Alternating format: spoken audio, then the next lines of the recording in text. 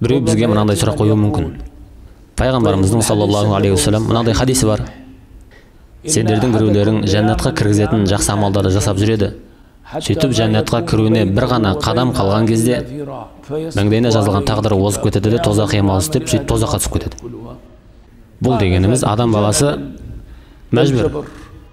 Бір адам, бұл хадистің сырттай ғана мағынасы. Сырттай мағынасы. Бір мұсылман байғұс амал етеді, жақсылықтар істейді.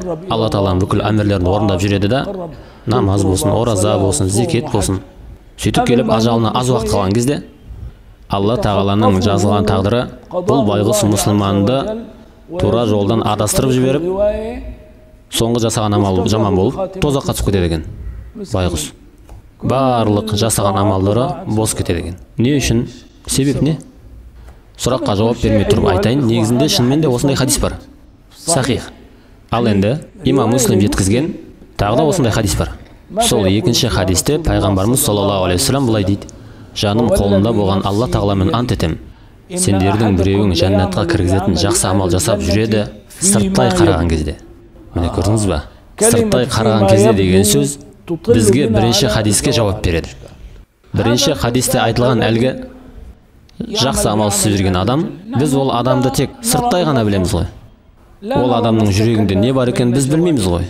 Біз оның намаз оқып жатқанын, тәсбih ұстап жүргенін көреміз, қажылыққа барғанын көреміз, осы сияқты мәжілістерде отырғанын көреміз, бірақ жүрегінде не бар екенін білмейміз. Пайғамбарымыз саллаллаху алейхи уассалам бізге айтып жатыр: көптеген адамдар жәннатқа кіретін адам деп ойлайсың сырттай қараған кезде, бірақ оның жүрегінде бізбенсіз көрмей тұрған бірдеңе бар. Ішкі жан дүниесінде бірдеңе бар. Жүрегінде жасырылған бірдеңе бар. Жасандылық, екіжүзділік, риякерлік, тәкаппарлық, басқа да жаман сипаттар. Не деген көп жүректе кемшіліктер бар, Алла тағала көретін, бірақ біз көре алмайтын. Намаз оқиды, басқа да жақсы амал істейді. Алайда міндетті түрде бұндай адамның соңғы жасаған амалы жүрегіне, ішкі жан дүниесіндегіге сәйкес болады, сыртына емес. Міне осы пайғамбарымыздың саллаллаху алейхи уассалам сөздерінің мағынасы.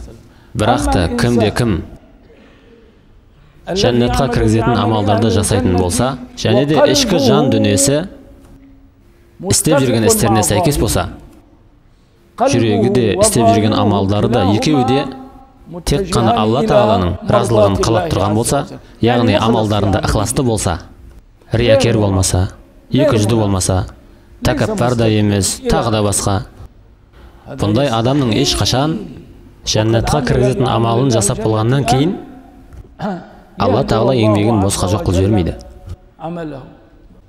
Қалайша? Алла тағала Құранда былай дейді: Алла тағала ешқашан сендердің имандарыңды жоймайды. Алла тағала ақыңды жемейді ешқашан. Егерде сен шынайы ықыласпен амал ететін болсаң, дұрыс ниетпен, шын жүректен, Алланың разылығы үшін істейтін болсаң, Алла тағала амалыңызды жойып жіберуі мүмкін бе? Жоқ, мүмкін емес. Раббылары дұғаларына жауап беріп, сендерден кім жақсы істесе, мен оның амалын жоймаймын деді. Ер болсын, әйел болсын, бәрібір. Ал енді кімнің бүкіл жасаған амалары жойылып кетеді? Сырттай ғана тақуа болып көрініп жүрген адамдардың амалы. Ол деген сөз, біз сырттай көріп жүрген адамдар. Алла тағала өте көп жақсы амалдар, нәпіл амалдар жасап жүрген. Бірақ сондай бола тұра түпкі негізгі ниеті басқа болған. Жасаған амалымен дүниелік бір пайдаға кенелуді қалайды, адамдар көрсін деген мақсатта, сол сияқты басқа ниеттер. Алайда Алла тағала өзінің разылығы үшін ғана жасалған амалды қабыл етеді.